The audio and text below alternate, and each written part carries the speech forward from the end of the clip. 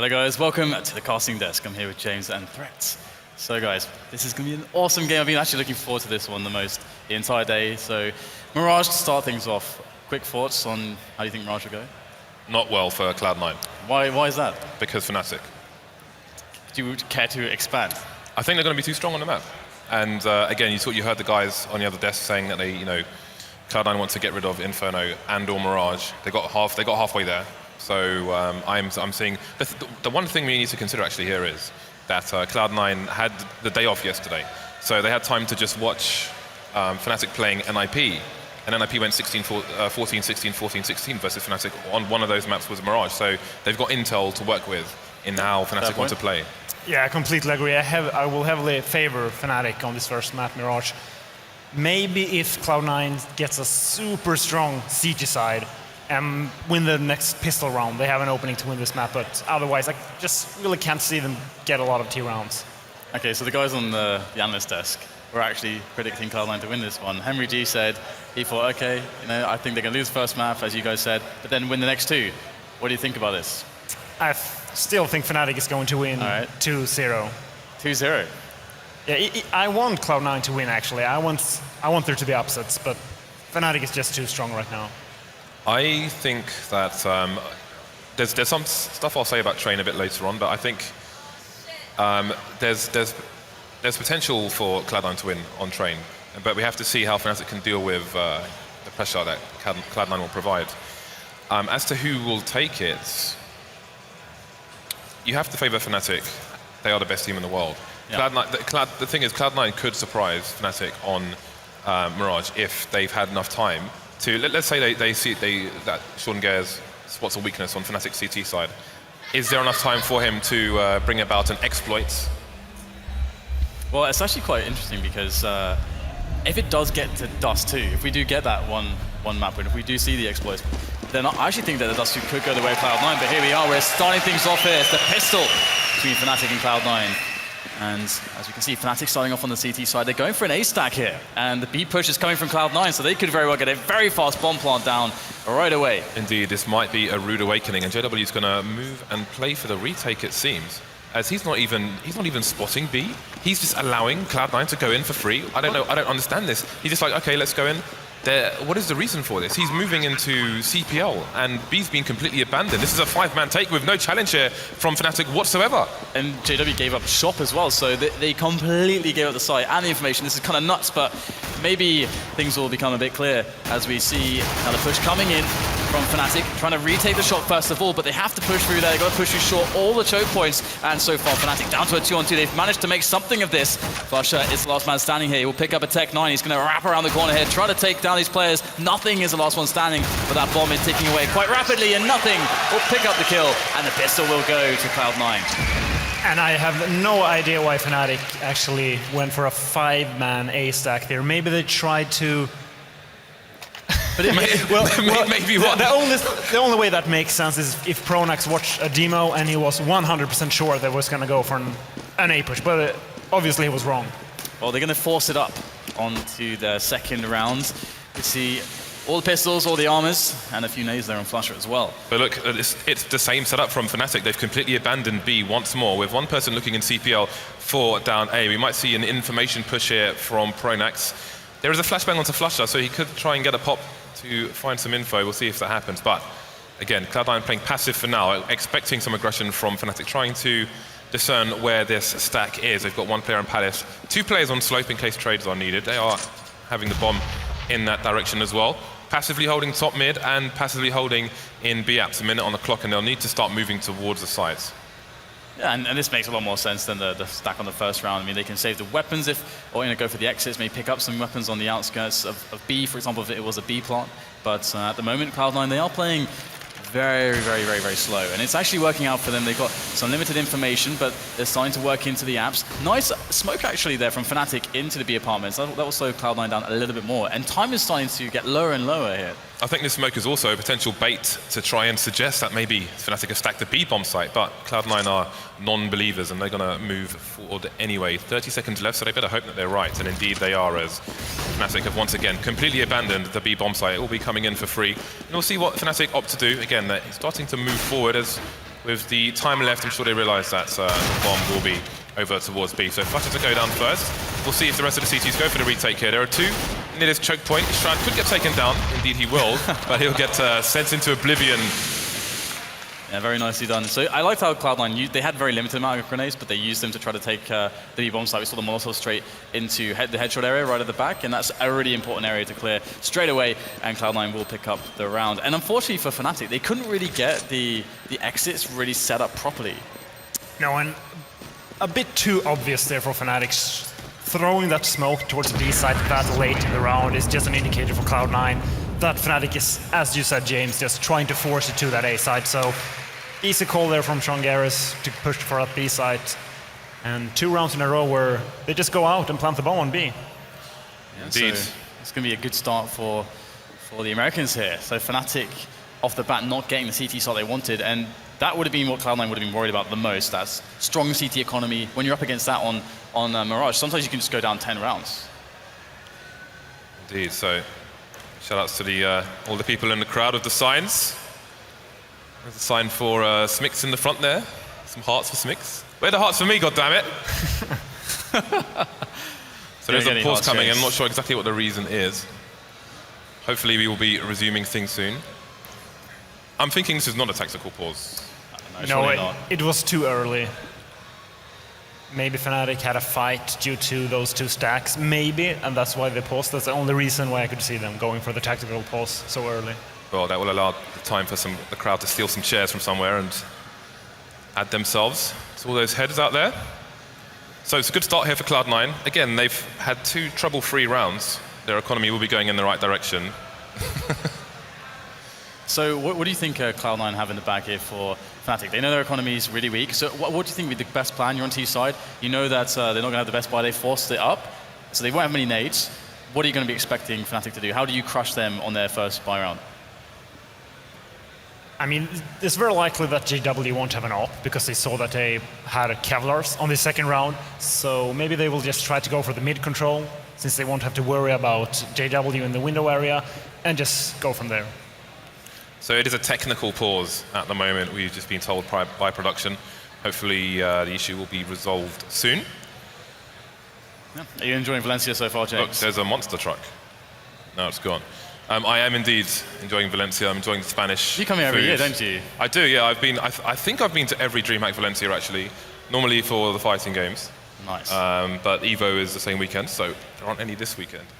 But definitely enjoying the CS:GO. And again, you know, these teams are playing to face the reigning champions in the grand final. You know, if you look at mixed martial arts, they say you're not a champion until you defend your belt. Are we going to see that today from TSM? They just seem so good when it comes to LAN. Like actually, they mentioned it on the stage there. When they sit onto the, I mean, we saw this last season as well. They barely qualified. They barely made it, and then just we'll just win LAN. They actually played against NIP in the finals as well. And was that the last finals NIP actually were in? It may have been. Yeah, I actually think that's true. They got to a few semis, like DreamHack Summer. They got to the semis, but yeah, that was the last finals we saw them in. So there is an issue with one of the players' headsets at the moment, if you're wondering exactly what's going on. There we go. So, not the start that Fnatic wanted. Again, it is a very interesting gamble to put 4 on the A site on the pistol round. But I'm very curious to see if Sean will have counter-structed them based on their match against NiP. I've never seen that before, because there's actually no reason that JW wouldn't just stay in shop and just be spotting the window. There's actually no reason that he shouldn't be doing that. Yeah, I can think of. I completely agree. Usually when you go for the 5-man stack, you're doing it because you know that if we spread it out, it's so unlikely that we're going to win, so we have to take this big risk. But it's the CT pistol on Mirage. You can win it by just playing standard positions, so there must be some kind of mind games going on between Sean and pronax. Yeah, it's interesting because obviously you could see that the team, Fnatic, were paranoid about the potential possession of connector, potential boost into CPL and so on. But if you've got 4 guys on the site, then you could spare one of them. You know, there'll be a position to look into connector, but CPL would still be an unknown, and maybe that's a further journey. But to at least have JW in the shop spotting the window, by the time the team get to B, Cloud9 are everywhere they want to be. The post-plant positions are immaculate. Yeah, I think JW bought a C set and a smoke, and he went to smoke the B site. So maybe they had the same thought process that they had on that eco round, where we smoked B, we're going to be a lot of players here, go away guys. But again, maybe it was too late on the clock, because you have to bear in mind, if you're putting a smoke down to say, hey, you guys should rotate to A, because we're all over at B, you have to bear in mind how long it's going to take them to do that, and quietly as well, where you want to move away from B quietly, you want to move towards A quietly. I think at that point there were about 30 seconds left, so maybe if there were like 50 seconds, maybe it would be better. Yeah, it's still so common to do for the top teams. We can see either a smoke or we have one player that's playing super aggressive, just shooting in the wall, is go away. I'm here with a deagle. Go to the other side. Yeah, it's very, very weird to see that, to be honest. As far as Mirage pistol rounds go for CT, there's a lot of stuff, like you said, that's just pretty safe to do. Like, that's why a lot of teams still go with the really age-old, just A retake. Because B is really hard to retake, so, well, A is super open, let's just put players on B, make sure that if they go there, we don't let them take it, and then if it is an A, we can take it together. This is like the most classic thing you always see, because it's so safe. So, let's say you're the leader right now, you're in a situation, you start with best of 3, and you're starting off on the favorable side. Do you take a gamble counter-strat? Because teams of the level of Cloud9, who are very cognizant, Sean Gares is super cognizant of how everybody plays, they study the game a lot. Do you want to actually do something crazy, or do you just want to have a stable start? Because that was a bit crazy. I would just want a stable start, especially if I had players like olofmeister, JW, like the entire Fnatic lineup. I mean, you can go for that setup you were talking about, where you have 3 guys on B in the beginning, going aggressive short, and then you go for the A retake. You could tell your opponents, okay, we're going to do this pistol. There's no clean anti-strat to that pistol round. So you can just do it every single time, and you have a pretty high chance of winning it. Yeah, it's pretty interesting to see. And now we saw also this like the force buy from Fnatic. And of course, I mean, I can understand with like the super good teams, like for example, EnVyUs tried to abuse this. If you've got really highly skilled players, it's great and it can work. But at the same time, you're going to cripple your economy for when you get that first buy round. So you're not putting as much faith in your buy rounds, and maybe you're not giving it as much respect as well to your opposition's T sides. So, I mean, do you think that is a lack of respect? Is it just a stylistic choice? Or, what is Fnatic doing with the force buy there? Do you agree with it on Mirage? Mirage is one of the easier maps to win the force buy on, because you can go for the stack, and it's very hard for the terrorists to gain information to where the stack actually is if you just play very, very hidden positions. For example, Shadow on A side, you have to go very, very deep to actually clear that position. So still, I would say it's kind of a risky thing to do, because you really want the nades on the siege side of Mirage. You want to be able to smoke T-slope, you want to be able to smoke Palace, you want that open middle, you want the nades on B actually for the retake on A, which is very likely if you're the B defender. So going for that force buy is, I don't know, it's always a bit too risky, I think.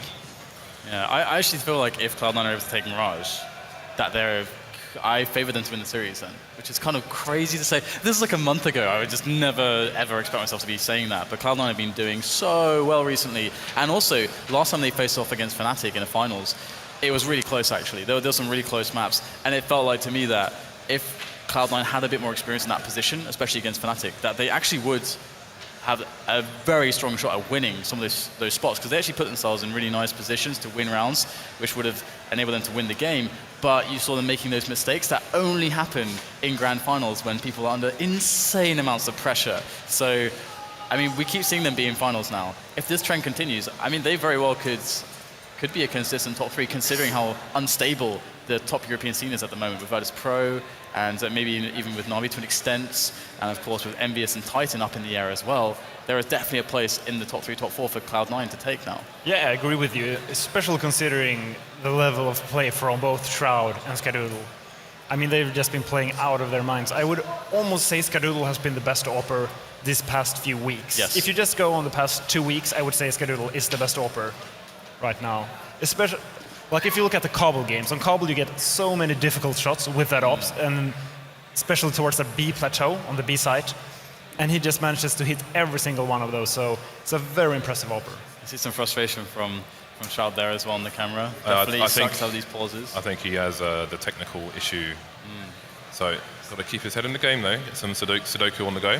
This is actually super nerdy, but on the plane over, me and Threat A, we were having like competitions if you could complete The Sudoku puzzle's the fastest on the plane. That's hot as hell, man. That is pretty nerdy, but I'm just going to throw that out there. Don't know what else to say. Right. Who won then? Oh, wow. Yeah, so yeah, you know who I might even say that. Thanks a lot, mate. So we're looking at Fnatic as a favourite on this map. I think we can all agree. I'm not sure, actually. For me, it's a bit more 50-50. It's so difficult. On paper, yes. But how I feel like things are going to go now, like gut feeling and stuff, not being an analyst, I feel like it's 50-50. As an analyst, you can't look at the stats and what's happened and bet against Fnatic, obviously. But I think, you know, Cloud9 are coming up. They've had experience with Fnatic. This is a terrible start for Fnatic as well. Cloud9 could really abuse this, but it depends how good their T-side is going to end up being here. And how I'm really curious what they're going to do against Fnatic's first buy. It's really crucial for Cloud9 that they managed to build up a bank there on that first anti-eco round, because even if they lose the first weapon round, as long as they get 2 or 3 kills, they still will have money to go for the rebuy, and then they can punish Fnatic that round and force them to 1 or 2 ecos yet again, which means they can get up to 5-1, 6-1 with only playing 1 or 2 weapon rounds. Yeah. I mean, one thing that gives me confidence, James, in Cloud9 is when we actually saw them play against Kinguin. Because against Kinguin, you have this situation whereby, what are you going for there, production? I wonder. With Kinguin, we have this situation where you face up against them, right? And we saw, you know, Na'Vi in the same position. You have to respect their individual skill. That's their strength, okay? So Cloud9 are up against this. They know, okay, we just need strong strong basics, strong coordination, team play, and we can just take them down. That's exactly what they delivered. They played, I think, the best coordination I've seen on a Dust 2 in the last few weeks, and that impressed me massively. And for them to have those strong fundamentals to be able to throw against Fnatic is it's really encouraging to see. Yeah, and Cloud9 is actually one of the better teams at economy management. Yeah. Because they are one of the few teams who are not going for that second round force buy on the CT side every single time. Don't be a loser, buy a diffuser. Mate, VP got 16-0, put your sign down. Come on. Not for this weekend. Save it for the next event. All right, so delays are always very frustrating for everybody, but thank you guys for sticking in here with us. And hopefully we can resolve the issues promptly and get into it presently. So we have some kind of warrior in the crowd. Mysterious lady with her head turned. What color hair is that? Is that platinum hair or something? White? Or is that just grey hair? Maybe she's dressed up as that guy from Kill Bill with the long beard. What, like wearing the beard upside down and backwards? Yeah, absolutely. All right, that's great. Good job, James. Or she's just a girl. Maybe she could still be a girl, but dressed as a... That's, I guess. Right. That's you are. Scientifically, she's not being re-identified. All right. I can't argue with that, James. Can't. The logic is flawless. Indeed. Look, KRIMZ has got a new hat. Fnatic recently announcing their monster partnership. You never see KRIMZ without a hat. It's very rare. No. Although in Aspen, he was actually not. He went full cue ball? Yeah, he went full cue ball, despite the fact that it's, you know, Aspen was pretty cold in January. Pretty cold in the mountains. Pretty chilly. That was a scary flight when I went there. Like flying through the mountains. It's been loads of stormy weather. Most flights have been cancelled, but we had like a hero pilot. It's like, nah, it's fine. We got this. We're not going to go through like the diverted route that was like takes much longer. We're just going to go straight in. But guys, we're going to take a quick break. We'll go to commercials. Hopefully, when we get back, everything will be resolved and we can continue the match, Cloud9 and Fnatic.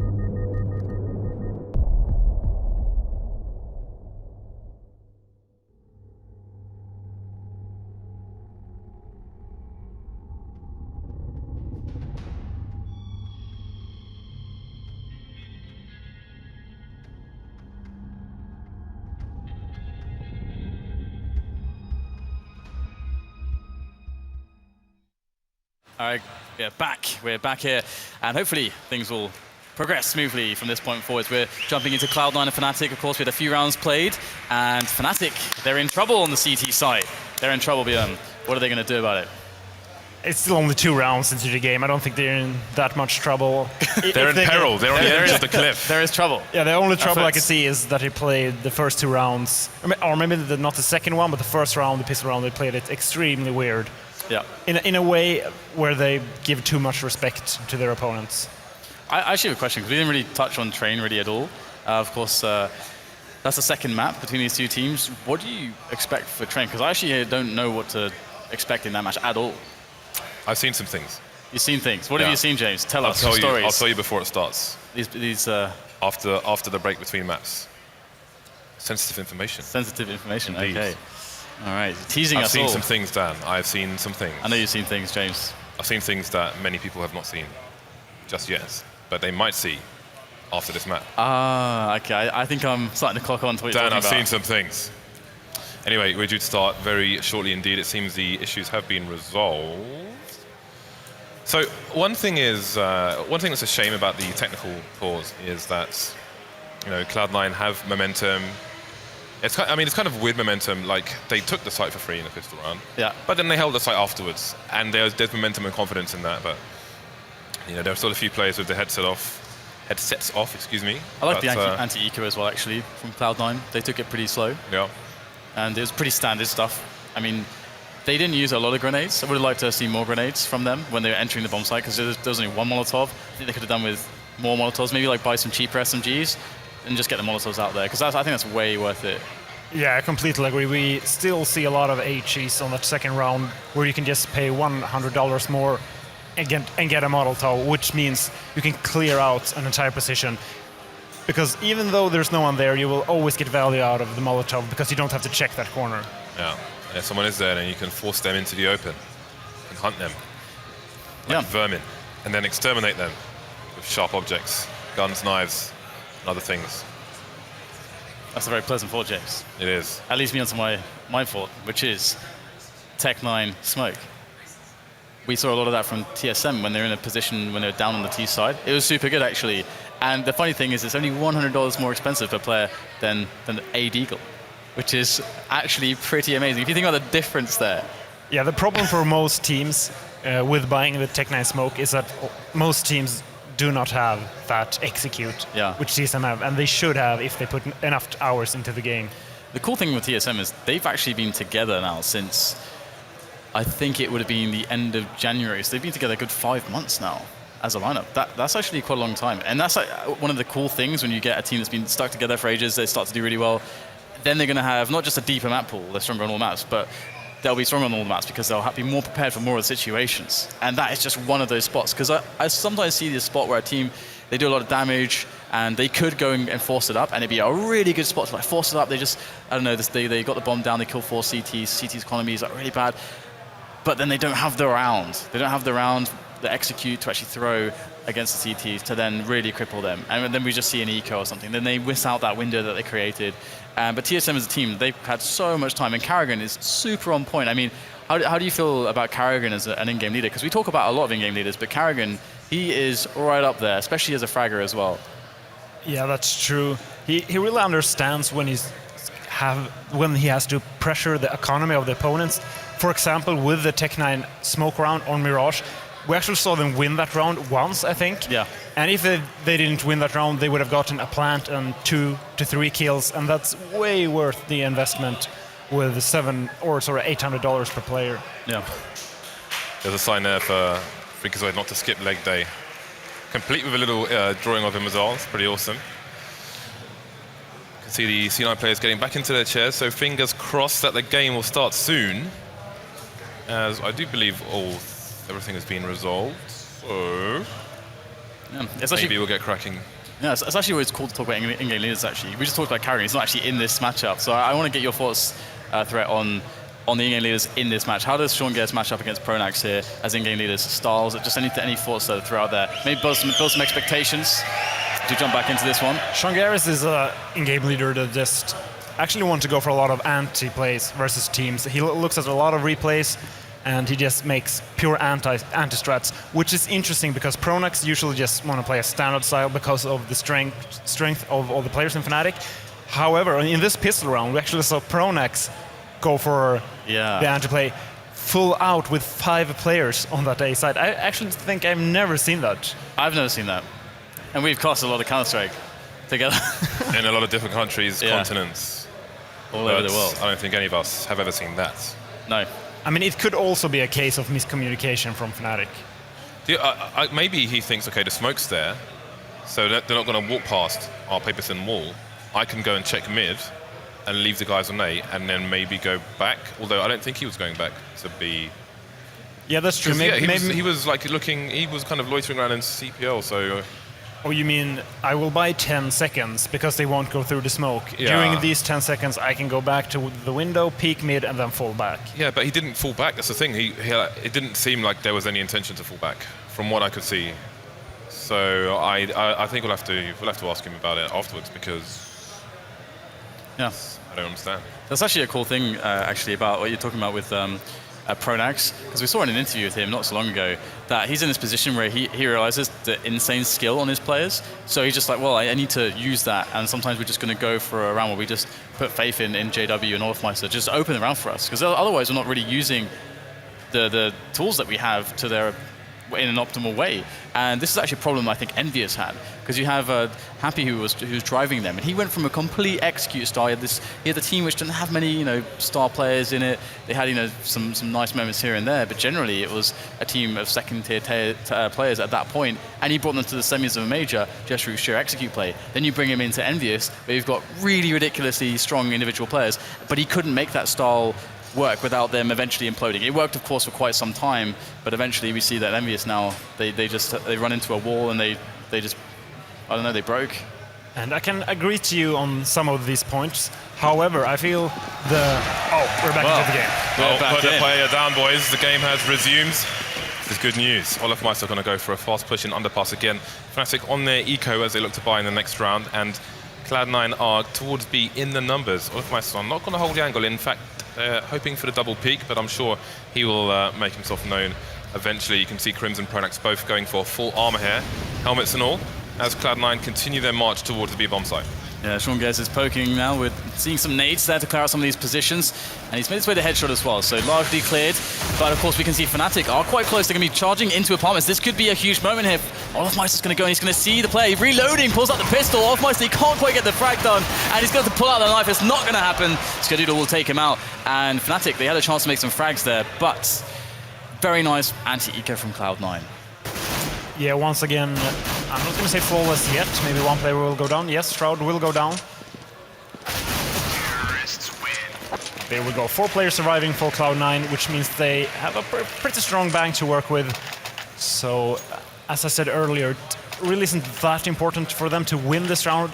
The crucial thing is to get a lot of kills, because then they can reset Fnatic's economy yet again. And Fnatic, of course, will be looking to win the round with a lot of players surviving. Okay, so you can see Fnatic went for the full spy in the second round. That will mean that there are no helmets, which will also mean that these weapons, this MP7, this P90, will have much more utility than they normally would. So Cloud9 can afford to keep them for the time being. And we can see Cloud9 are expecting potential mid-aggression there. Very defensive setup from Shroud in the little doorway. Very passive indeed. And Cloud9 once again, they'll go for a similar round as to their anti-eco previously. And pronax will be close to a spot. One player, FREAKAZOiD, gets the entry of the P90, exactly as you said, gets the headshot, and that is pronax dead straight away. And Fnatic having massive problems. What a round here from Cloud9. They've managed to, so far, be in a flawless position. Nobody's dead. They've got an afterplant, and Fnatic are forced to save. Would you want Cloud9 to go and hunt these guys down? Yeah, they should go for the hunt here, especially considering they saved the 2 SMGs from the previous rounds, which means they have a lot of money to work with. And I just want to point out how smart that is from Cloud9. They know Fnatic went for that second round force buy, which means they are low on nades. And the best way to punish that is just to go B apps toward that B side. Because the best way to stop that push from the CT side is to just keep flashing the terrorists and keep them in the apartments. But Fnatic, they only had one flash there on pronax, for example. Let's say Fnatic didn't go for that second round force buy, pronax might have had a Molotov. He could have delayed them more, which means the rotation would have come in. So that's a very smart play from Cloud9. Another thing worth noting there, the first 2 kills coming in for the T side, they came from a Gilbert to the head and a P90 to the head, like a helmet, instant death. So, and now they can continue those, and actually, they lost a few plays at the end there, but had they survived, they could have continued with those guns and made even more money on this round. But in fact, Fnatic have gone for the force, so they're going to have some primary rifles there, 2 M4s, the Max 7, of course, onto JW, FAMAS, and a Scout onto flusha, lacking helmets on 2, excuse me. Yeah, and actually a similar round, a little bit more aggression, more peeking going on from Cloud9 towards mid, but otherwise this looks the same. And great shot there from Skadoodle, finds the head of JW, but pronax, he's in, around the corner, goes and faces 3 players at once. That's not going to happen, but they know what's going on. What a shot there, flusha able to pick up a nice tag, and that will slow down Cloud9 actually. They are hesitating here, they'll fall back through the apartments, and Shroud, who's kept mid open for them, looking for rotation, has now given them a clear option, some information as to the nature of mid, so they will be challenging there now, and Fnatic, they're down to 3 men. This is a really hard round for the Swedes. That was a nice play, because it was kind of turning into a late round push for Cloud9, but they have the time to play with, so they're going to move back, reset the situation, play the numbers game. So KRIMZ legendary in that position there by the stairs and connector, but we will see the push coming in from short. Cloud9 moving in as a unit right now, but more tags found by flusha. That's nothing, and Sean gets very low, but flusha will eventually go down. And now the B-bomb side has been occupied by Cloud9. They'll get the plant as well. 4 versus 2, Fnatic in a similar position. And this is very, very hard to deal with for them, and they will fall back out of there again. So Cloud9 really playing the first 5 rounds very, very well. Yeah, Cloud9 actually walked into the stack there. Fnatic had 2 players in BF, and JW was going for the flank on their contact. So winning that round when they're walking into the B stack is just very impressive play from Cloud9. Worth noting that they didn't overextend on the site as well. You could see nothing, and Sean Gares were very heavily tagged, but with a player potentially in window for Fnatic, in the shot window, they didn't overextend, they didn't go straight in and make themselves easy targets there. So they continue the clean sheets. Fnatic continue to look for their first round on the board. We might see them on the eco now, which means Cloud9 can just continue to build the bank and build the score. It's a great T side for them so far, and again, we said that they could surprise us here on Mirage. Again, Sean Gares had all day yesterday to watch the other matches, having secured their spot already.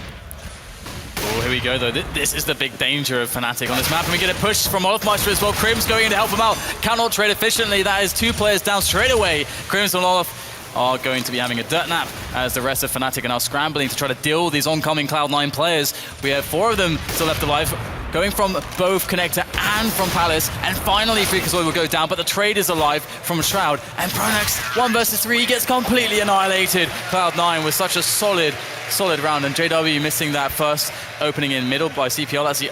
That shot could have changed something, but again, it really looks like Cloud9. Everything is just going exactly how they planned. And Fnatic is just forcing every single round now. I think they feel the pressure. They feel like we have to take every single siege round from this point, and this might actually punish them, because this is the EnVyUs mindset we saw a few months back. Look at the nades, or lack of, here on the Fnatic side. Getting the first frag though, JW in fact with 2. Again, he's been aggressive in every match this tournament, for better or worse, and he's given his team an early advantage here, leaving Cloud9 with only 3. Cloud9 have time on their hands, but not much else. FREAKAZOiD getting 1 frag onto olofmeister, finds a second as well, and all of a sudden this changes around. Now it's Cloud9 advantage. A minute 20 on the clock here, 2 sites to push, 1 man down. Yeah, Sean Gares tried to make an opening happen in A. That would have meant the world to Cloud9, but it's not going to go. This time it's a 2-on-3 now. Cloud9, a man down. pronax, oh, what a jump from Shroud, straight around. Does get the frag onto pronax there. And we'll have the 2-on-2 coming into play. JW will find the 1-on-1, takes down Shroud. It's just FREAKAZOiD left, already with a double, 20 HP to work with as well. This is not looking very good. They know exactly where he is, and Fnatic will get around on the board, but they did lose 3 players, so they are vulnerable right now. Yeah, if Cloud9 wins this round, it's very likely they're going to win this map. Yeah, that will reset the loss bonus for Fnatic if they were to lose this round. And again, Cloud9 racking up so much already. They will have little to no issue having the buy once again. Full nades coming in, all the guns they want, helmets galore. But we'll see what they can do. Again, JW had 2 very fast frags in their previous round. Will be a bit more passive towards mid. In fact, there's no one even peeking here. Cloud9 have got 4 towards A and only 1. Sean Gares hanging over towards the B bomb site. Skadoodle's gonna shoot KRIMZ straight in the face, and Shroud will push the site before the nades even go down. He's gonna help his team out with another nade there as they will take over the A bomb site. That was such a sick entry there from Skadoodle. Bomb looking to go down, and that's exactly what's going to happen. We have Olofmeister by CT putting in some shots, but it's not coming out too useful just yet for his team as they try to retake this. They don't have almost any grenades to work with. flusha will pick up a kill to Sean Gares though, and Fnatic just trying to bully their way back into the site. Now the smokes have gone away. They have a 3-on-3 here. Pop flash from JW could make things a little bit easier, but that bomb is really starting to tick very quickly now. There is not much time left here for the Swedes. Shroud in sandwich there. Nothing with a double on the spray down. Here goes JW, but time is a huge issue, and there is Shroud as well to make things even worse. And Cloud9, they pick up that key round, just as you mentioned. Crucial entry kill there from Skadoodle onto KRIMZ. I think they know KRIMZ like to play that position, and if they don't see anyone in mid, KRIMZ usually go for that peak, just want to gain some information towards that T-slope, and the way they capitalized on that entry kill, as soon as they got the kill, everyone just ran towards connector, trying to gain as much ground as possible. Yeah, with the last 3 players, Fnatic didn't have a kit either, so they had less time than they would have liked. They're going to find themselves on the eco now, and this is a real chance for Cloud9 to take a humongous lead in this match. 2 frags coming in so far. Olof and KRIMZ, the LGB boys, go down, leaving only JW and Co to do what they can with mere pistols and absolutely nothing else in the bank. P90 coming out again for FREAKAZOiD. Going to make use of this, but he will go down to pronax. So constellation frag at least. P250 will pay for itself. And JW's picked up an AK. Yeah, the economy for Cloud9 is going to be so good. Some of these rounds have been fairly clean, I think, and we'll see eventually. But wow, pronax picks up another frag there. That's really nice, to be honest. If they can save the AKs, that is nice. But I mean, how much is it going to take for them to get back into this one? They're already looking to go down 8-1 as CT. Cloud9 could definitely get into the double digits, and we can see that the economy of Cloud9 is not too bad here. There's 10k on one player is going to go up significantly, 13k. This is really bad. We've seen Fnatic make comeback as Team Mirage in the past, but this is just too brutal. 8-1, and they have a crippled economy. They did save those 2 AKs, but it's still not enough to go for a full buy this round. I think they're going to buy, but I highly doubt we're going to see an op on JW or a full set of nades on the players. I feel like if we end up, if they end up winning this one convincingly, that we'll end up going back to that force buy from Fnatic right at the start of the match. But here we go. Skadoodle again punishing a quick push from pronax, and this force up, well, not force up, but a bit of a half buy going in for Fnatic, just buying some pistols. So far, not working out too well for them. Skadoodle is stopping the aggression of Fnatic here, but let's not forget, he's on the T side. What happens when he gets onto the CT side? Oh, yeah. Yeah, Skadoodle is really something. He's so impressive. Maybe he's going to steal the mantle from our European AWPers very soon, such as the likes of Guardian. See if he can save the AK. They've done a bit of damage again, but we're talking 9-1. At 9-1, how much is your damage worth when it's a T side in the lead?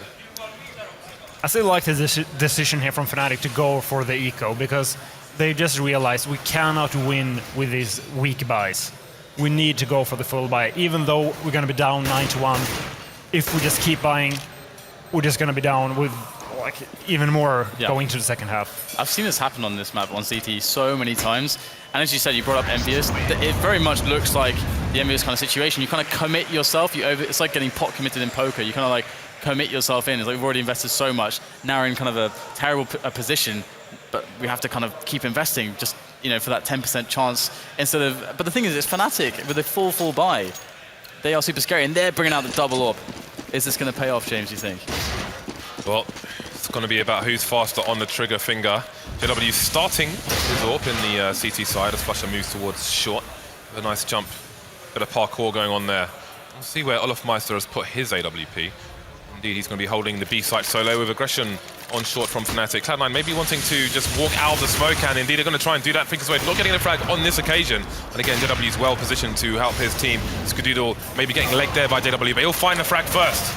And KRIMZ is in the shadow position. It's so key he just stays alive. And he's doing just that. We're going to see the player challenging him, but he's going to be able to survive long enough and get the damage done to put his team in advantage. Now 3 versus 2 for the Swedes, for Fnatic, and pronax will finish the job. And another round for Fnatic here, but it is still a very, very devastating deficit that they're dealing with at the moment. Yeah, they lost 2 players, which means if they lose this round, they will be reset once again. And KRIMZ just winning the round here for Fnatic. He gets 2 kills and he survives for so long, which means, if you look at the overview, the entire Fnatic team was on that A site.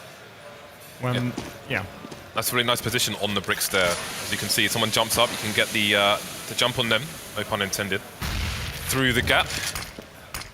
Can get wallbanged on the other side, but damage was done by KRIMZ, and he puts the second round on the board for Fnatic. Double AWPs continue again. Cloud9 still in a situation where they can get their buy-in with little problem. And they're going to fancy the A site again. We've seen this before from them. Gares lurking towards the B site as the rest of the team push. KRIMZ not going to peek just yet, going to rely on his teammates. olofmeister getting the first frag onto nothing, and unannounced KRIMZ will suddenly pop out and get the frag. JW coming in with the second AWP as well. Only 2 members left there for C9.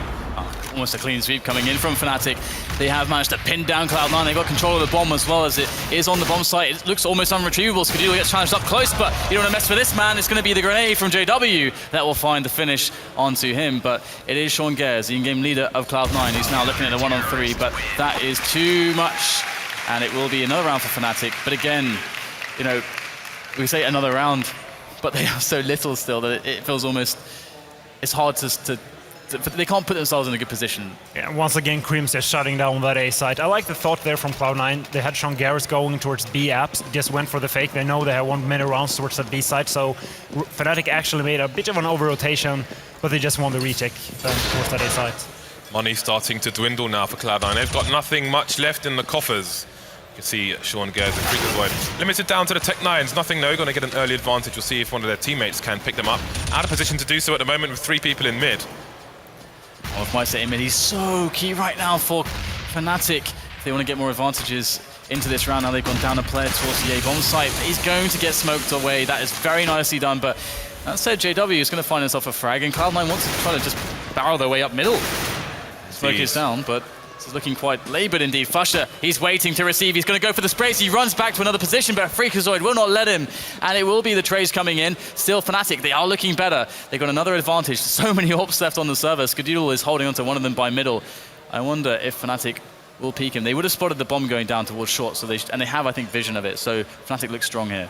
Yeah, KRIMZ got the kill over through connector from A, and that has put Cloud9 in a horrible position. They only have a flash and a molly and a HE left. They are going to be exposed however they choose to try and pick up this bomb. Half a minute left, and the longer this clock goes on, the more likely Fnatic are to win the round. And Cloud9 again, if you can have a quick look at their money, they may go for the save here because it is more or less an unwinnable situation at the moment.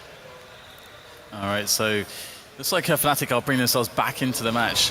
But of course, they will need to get that 6-9 to feel, and even then they still can't feel confident going into their T side. But right now, what are Cloud9 doing so well, do you think, to get ahead of Fnatic? Is it just Fnatic putting themselves in bad spots, or how much do you credit Cloud9's really smart play? I think the key for Cloud9 was winning those early rounds, which made Fnatic feel forced to keep going for the forced buys. And they just played it safe with Skadoodle peeking, because they know it's very unlikely he's going to meet an AWP. So just great play from Cloud9 this half, and it's a really good decision there from Fnatic to go for that eco, because they won 3 rounds in a row now. Double AWPs continue for the Swedish side. Helmets increasing as well. Again, Cloud9 with almost identical buy to the previous round. A few less grenades. CPL will be smoked off a bit earlier on this time. And again, they are favouring the A site with Gares lurking passively this time between mid and the entrance to B apps. He may go try and stop the rotations through mid into connector by the CTs if this push is successful. Just walking straight up there and have to see if Fnatic can get some early frags. Oh, Flush is going to go straight in for it, picks up the bomber, and now Fnatic can get the aggression going, even though there are some smokes down. flusha is in up close by the stairs. Pronax will find Sean Guess. He was trying to cut off rotation, but now Cloud9 are down to just 3 weapons, but nothing in Shroud. Will rebound back into this one with such a heavy response. Significant damage done now to Fnatic. It's only KRIMZ who's left, and he's going to get taken out by Skadoodle. Oh my goodness, what's going on right now? Cloud9 seem unstoppable. Great opening there from Fnatic, but then they got 5 kills, I think, in the matter of maybe 5 seconds. Just this position from here looks okay. We're even. We can take this slow as a team. As from Fnatic's perspective, they look fine in that 3-on-3. I haven't seen these smiles on Cloud9 since FREAKAZOiD and Sean's moment on the beach there. Well, they're going to have the buy once more, and it's going to be Fnatic on the force. They're going to have themselves an AWP and an M4, and the rest will be a jumble cell, whatever they've found at the back of the truck. Can they make it work? It's a good start with the nade coming in to take down FREAKAZOiD. This time, Cloud9 headed over towards the B bomb site. Bomb has not been seen yet by the Swedish side, but they seem to have an inkling as there's only one person over towards A for now. Skadoodle going to trade with the AWP, but I think the game's up here for C9. Ooh, oh my god, that is just insane. It's so rare that you can just pull that off. That says a lot right now. That's got to hurt for Fnatic. Now they will go down to an even man situation in this last round, and we have a minute on the clock. And Cloud9 are waiting for a reaction from Fnatic. C9 maybe suggesting that they are rotating. You can see this Fnatic starting to move away from the B bomb site until Skadoodle fires off that shot. Now Fnatic like, hold on a second, what's going on here? A snap from Skadoodle will take down JW, and the charge is going to come in from C9. The bomb's being picked up, and here they come. I think he even got the tag there onto pronax. This guy is really hitting everything at the moment, and it's pronax and KRIMZ, something huge. KRIMZ only has a deagle in hand. Nothing will finish off the tag pronax, and there's not much left for them to do. Fnatic are going to go down in this first half in an incredible way. And even though Skadoodle made a nice shot there onto JW actually missed 2 free shots on Skadoodle. Just look at this one. You can see that JW fires there and just misses. Yeah, there's been a few shots in that game where JW was moving just before firing the shot, which will send it in the wrong direction.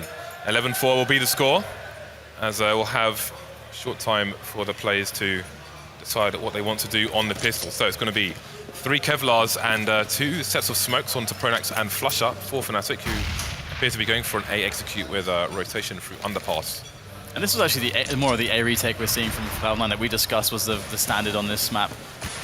And there is the boost. Skadoodle will spot it. He's actually got Sean Gares with him in the window as well as Fnatic push into the A bomb site. There is absolute madness, and there's pistoling players all over the place at the moment. Fnatic pushing the lines, but Skadoodle and Sean Gares will open things up. That's 3 frags in a row there for the Americans. Cloud9 looking quite strong in the opening, and they've not lost a player yet. It's just flusha who's left alive. He's got to do something, but it's as if Fnatic were AFK there. They couldn't get a single kill. And Cloud9, they have to be soaring in the sky right now.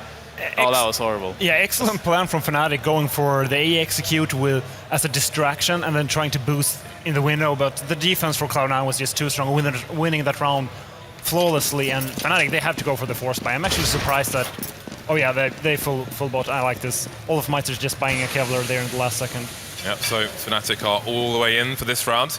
12 rounds for C9 is quite enough as far as Fnatic are concerned, but can they impose their will? That's what it's going to come down to. Cloud9 opting for double scouts on their anti-eco buy. Now, if Fnatic manage to take over the site, then if Cloud9 are left with scouts on the retake, that might be a very sticky situation indeed, but that is all good and well until it happens. First engagement there into CPL. We'll have to see whether or not they can get a quick kill, get some quick positioning. That's what it's about, these Tech9s. So far, it's calming down a bit. We've seen a few altercations here and there, but it's like Fnatic are maybe giving a bit too much space for these scouts to actually work at the moment. You see Sean Gares will spot a player, get an opportunity to get a tag, although only olofmeister who's suffered any damage just yet. That sighting on the jumping scout will cause a rotation of a 3rd man over towards the bomb site, and that is still where Fnatic are headed. Oh, this is a sneaky spot indeed, wow. But Sean Gares is going to mix things up. The flash is going to come in, and again, now we've got close quarters engagements with the Tech9s, but the P90 is there, and the P90 is wrecking everyone. sending the Fnatic players to the graveyard one by one is at P90. olofmeister, the only one who remains, going to find himself some frags. The bomb is close. He's got 20 seconds, but every second that passes leaves more CTs closer and closer. 2 fan masses remain now as olofmeister tries to do more damage again, trying to close the distance with a Tech9, trying to find the one-taps. Close range, but that will be all she wrote. Cloud9 take another round. And Cloud9 is just one step ahead of Fnatic right now. Fnatic spotted that they had a jumping scout on that B site, so pronax said, okay, we're gonna punish them for having a sniper on B, we're gonna swarm him with the Tech9s. But Cloud9 just realized this and putting that extra guy onto that B site just won them that round. Yeah, as soon as they spotted him, they did exactly that. And now they've got the moneymakers, the MP7 coming out onto Sean Gares, as Fnatic find themselves on a Glock train with a cameo appearance from a P250. And Cloud9 go for the mid-rush with 3 players there. Or not exactly necessarily a rush, but they'll just take positioning, and it's going to be very strong as they pick up a couple openers. There is a grenade for an explosive finish onto KRIMZ, and Cloud9 look not to be scratched in this round, as flusha is now stuck in a bomb site. So there it is, the cleanup, and Cloud9 are looking so good. We're having a result here. I mean, if the trend continues, we have one more last chance really for Fnatic to stay in this one with the next buy. After that, they've got no more chances left, and that's going to be a fast win for Cloud9. Who would have expected that? 14-4. Even if you're on the C side of Mirage, this is almost impossible. Being on the T side, it is impossible. There's no way Fnatic can make this comeback happen. Yeah, Cloud9 made it look easy. They've been cruising in the speedboat. Wow. With the shorts and the bottle of beer. 2 fast frags, again the P90 coming in, and at this point this is mental warfare. 2-man spray down with a FAMAS. This is completely outrageous. Only flusha remains. He has the bomb, he has a minute 20, but he's got 4 Cloud9 players who are having the time of their lives on Mirage here to contend with. No respect at all from Cloud9 with those SMGs just going straight for it, and now they're in a 3-on-1. I don't believe it. flusha's there on top mid. He's probably thinking, what the hell do I do in this position? I have time, but where do I go? This is going to be something quite special if he's able to pull this one off. And even if he does, Fnatic will still have such low money that it's still going to be incredibly hard. And Skadoodle's going to finish him off. Amazing. If you're up 14-4 as CT on any map, the best thing you can do is go for multiple high-risk, high-reward plays. And that's exactly what Cloud9 did here. They knew it was really risky doing this, but they have so many rounds to work with. And yeah, 15-4, and they started on the T side. I guess they have the throwaway SMGs as well, so hey, it worked out wonderfully for them. And here we are, Fnatic put in a horrible position, 15-4, and they are going for that A execute, it looks like. Oh no. Oh, down to 6 HP, that is brutal. Nobody likes being hit in the face with a grenade. Finished off with a second one here from Cloud9. They have the playbook of Fnatic tattooed on their foreheads at the moment. Taking a few frags though. JW pushing, but again, he's got no armor. He's running around in his boxer shorts at the moment. They need to get the bomb down fast, because every second that ticks, Cloud9 will be in superior post-plant positions, but that's going to be an important frag onto Skadoodle. They've got the man advantage now, and that will help as they try to cover the angles as this bomb goes down.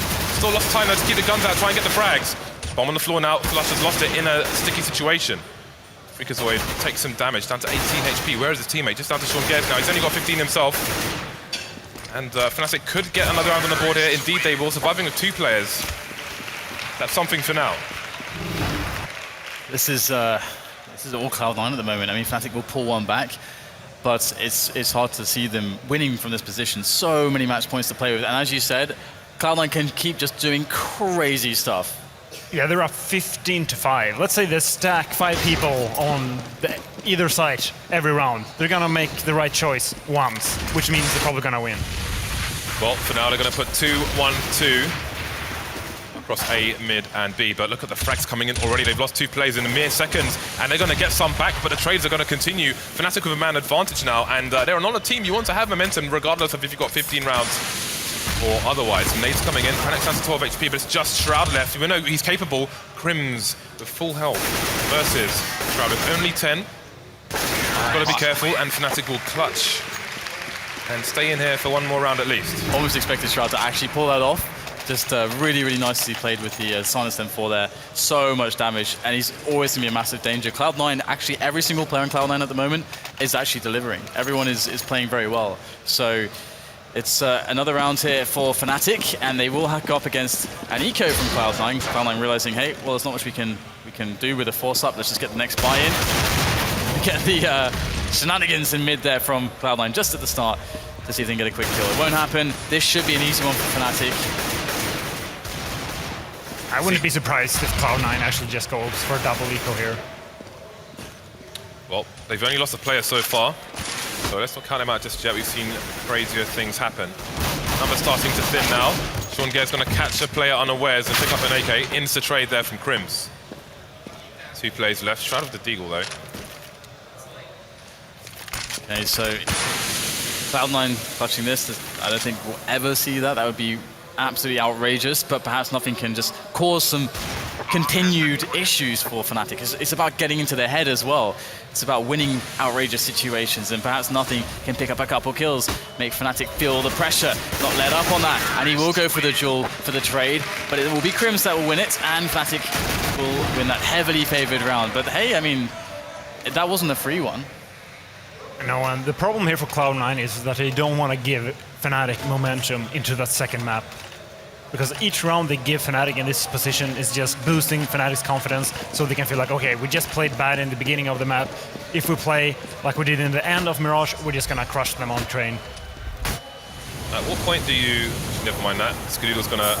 Okay, half the team on both sides is dead in about 3 seconds. Only 2 Fnatic plays left versus 4. They've got the bomb. That's the only thing going for them at the moment. If they'd lost that, then maybe they would have lost the round. But doesn't look good by any means. FREAKAZOiD in full control of top mid. Got support on the way as well if needed in Skadoodle. Flash is coming in for the team, and FREAKAZOiD will just stay there and duel. He knows both plays are there for now. Yeah, this is really, really strong right now. Really awesome mid-aggression from Cloud9. Ran into the potential mid-take from Fnatic, and they have come out pretty handily on top. KRIMZ and pronax looking for further aggression. If they can pick up an extra kill or 2 here, they can definitely make a round of this. Time is on their side, but they're having to use so many resources here. They've only got 2 smokes left, and KRIMZ is on half HP. And they still think FREAKAZOiD is behind that box, trying to force him out with a Molotov. And we'll see them move up mid now as well. So here they go with the creep up shorts, and Cloud9 doing the right thing. They're playing really passively on the bomb sites. It will take Fnatic some time to get to these sites because they have to clear everything. They have to be very silent as well, not to give away their position. They need the element of surprise. They're up short now. And here we go. This is the moment for Fnatic. Look at the crossfire on the B bomb site from Cloud9. This is looking nice for them. FREAKAZOid's going to find the angle. He's not going to get a 2-man spray down, but it's 1 versus 3. And Gares will pop out from nowhere and get the first game here for Cloud9. A massive surprise here in this best of 3. Absolutely phenomenal play from Cloud9. They started off so strong. You could really see that the research was there from Gares. The calls he made and how they started off the T side was insane. And we saw Fnatic in a horrible situation on the money, and they couldn't really recover, it seems. Yeah, and when they went for the full eco and got the double off, for a while it looked like Fnatic was just going to take the rest of the CT rounds.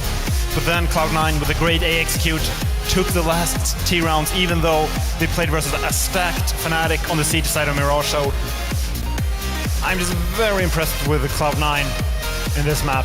However, we have to question some of the decisions from Fnatic, especially the first pistol round. Yeah, exactly. And the force buy as well. Yeah, they should have gone for an extra eco earlier. All right, well, guys, we will take a short break. We'll be back very soon here with the rest of Fnatic and Cloud9.